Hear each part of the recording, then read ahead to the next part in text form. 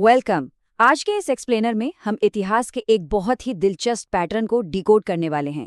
जब हम इतिहास के पन्नों को गहराई से पलटते हैं तो एक हैरान करने वाला पैटर्न नजर आता है कि कैसे एक बिल्कुल साधारण इंसान दुनिया का सबसे ताकतवर लीडर बन जाता है।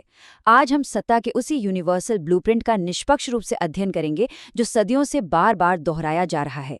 सोचकर देखिए, एक बिल्कुल आम इंसान जो शायद बेहद गरीब हो या जिसे कोई जानता तक ना हो, वो अचानक से पूरी दुनिया को अपने इशारों पर नचाने लगता है। आखिर कैसे? ये कोई जादू या रातों रात हुआ चमत्कार नहीं है, बल्कि इसके पीछे एक बेहद सटीक, स्टेप बाय स्टेप और नाटकीय बदलाव की प्रक्रिया काम करती है। तो इस सफर को अच्छे से समझने के लिए हम इन 12 ऐतिहासिक कदमों को 4 मुख्य हिस्सों में बांटेंगे। एक आम इंसान का लीडर बनना, फिर सत्ता और डर का खेल, उसके बाद सुपर पावर बनने का सफर और आखिर में पतन और इतिहास का फैसला। इतिहास पलटकर देखें तो रास्ते अलग अलग नजर आते हैं। चाहे नेपोलियन और माओ जेडोंग की सैन्य क्रांति हो, एडोल्फ हिटलर या विंस्टन चर्चिल जैसे लीडर्स के दमदार भाषण हो, या फिर व्लादिमीर पुतिन और शी जिनपिंग की मॉडर्न पॉलिटिक्स और टेक्नोलॉजी का इस्तेमाल, स्टालिन का खौफ हो या नेल्सन मंडेला और सुभाष चंद्र बोस का लंबा संघर्ष। विचारधाराएं भले ही एकदम अलग हों, लेकिन टॉप पर पहुंचने का जो बेसिक फॉर्मूला है ना, वो आश्चर्यजनक रूप से एक जैसा ही रहता है। चलिए, सबसे पहले बात करते हैं उस शुरुआती चिंगारी की जो एक आम इंसान को लीडर बनाती है। ये कहानी अक्सर एकदम जीरो से शुरू होती है, एक स्टूडेंट, एक सैनिक या कोई आम आदमी। लेकिन असली मैजिक तब होता है जब समाज में गुस्सा उबल रहा होता है। गरीबी, भ्रष्टाचार, बेरोजगारी या किसी युद्ध से जब लोग पूरी तरह हताश हो चुके होते हैं, तब उन्हें बस एक नए चेहरे की तलाश होती है।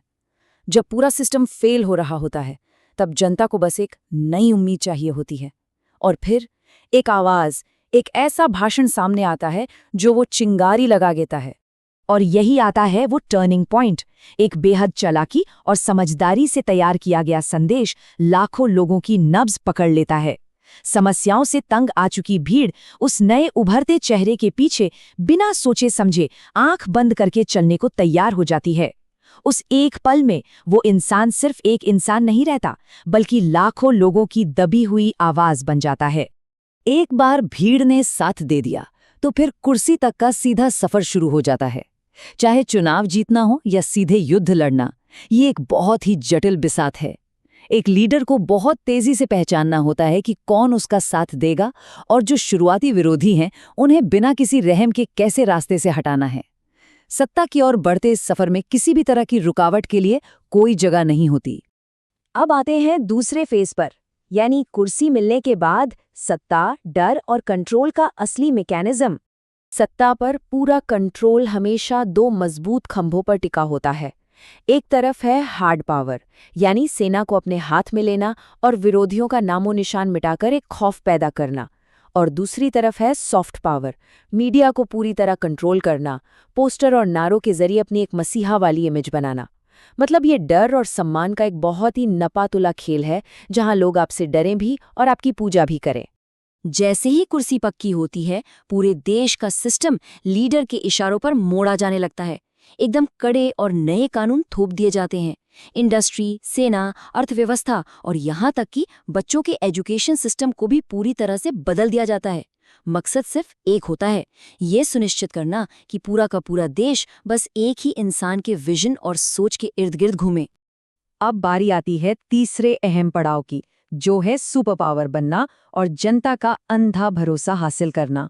जब देश के अंदर कोई टक्कर देने वाला नहीं बचता और पूरा कंट्रोल स्थापित हो जाता है, तो फिर महत्वाकांक्षाएं सीमाओं को पार कर जाती हैं। पुरानी वैश्विक व्यवस्था को चुनौती दी जाती है। नए और खतरनाक गठबंधन बनाए जाते हैं। आक्रामक राजनीति होती है और शुरू होती है खुद को दुनिया के सामने एक ग्लोबल सुपर पावर साबित करने की असली जंग। लेकिन दुनिया किसी लीडर से खौफ कब खाती है? इसके कुछ बिल्कुल साफ पैमाने हैं।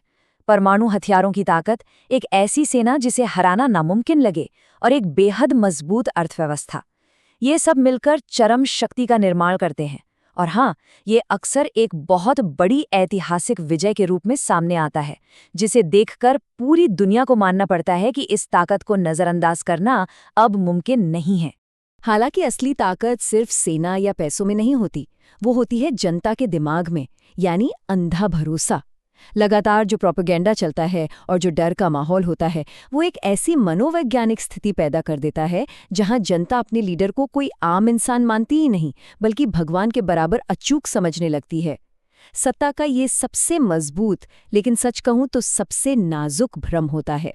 लेकिन जरा रुकिए, जब सब कुछ इतना परफेक्ट चल रहा था, ताकत अपने चरम पर थी और अजेय लग रही थी, तो फिर वो कौन सा पॉइंट है जहां अचानक से गलती हो जाती है?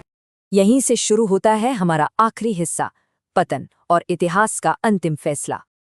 देखिए, साम्राज्य चाहे कितना भी मजबूत क्यों ना हो, उसमें दरारें आ ही जाती हैं। अंधा लालच, बेवजह के युद्ध और लीडर का खुद का बढ़ता हुआ अहंकार अक्सर उनके सबसे बड़े दुश्मन बन जाते हैं। और हिस्ट्री उठा के देख लीजिए, सबसे बड़ा खतरा कभी भी सरहदों के पार से नहीं आता, वो आता है अपनों के बीच में से। अंदरूनी गद्दारी या अचानक हुए तख्तापलट के रूप में, जो उस अंधे भरोसे को हमेशा के लिए चकनाचूर कर देता है। अगर हम इस पूरे सफर को समेटें, तो सत्ता की ये वास्तुकला एक प्रॉपर लाइफ साइकिल है। एक आम इंसान के संघर्ष से शुरुआत, जनता के गुस्से की लहर पर सवार होना, फिर डर और कानून से बेखौफ पकड़ बनाना, एक ग्लोबल सुपर पावर के टॉप पर पहुंचना और आखिर में अपने ही अहंकार या अपनों की गद्दारी के चलते मिट्टी में मिल जाना।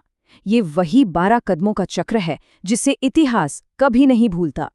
तो सवाल ये उठता है कि जब सत्ता का ये खूनी और कूटनीतिक खेल खत्म हो जाता है, तब क्या बचता है? इन लीडर्स की अंतिम विरासत क्या होती है? उन्होंने अपने देश पर जो स्थायी असर डाला है, उसके आधार पर इतिहास उन्हें कैसे जज करेगा? एक हीरो की तरह या फिर एक विलन की तरह? सत्ता के इस ब्लूप्रिंट को समझने के बाद इसका असली फैसला सिर्फ और सिर्फ वक्त करता है। इस एक्सप्लेनर में हमारे साथ जुड़ने के लिए आपका बहुत बहुत शुक्रिया।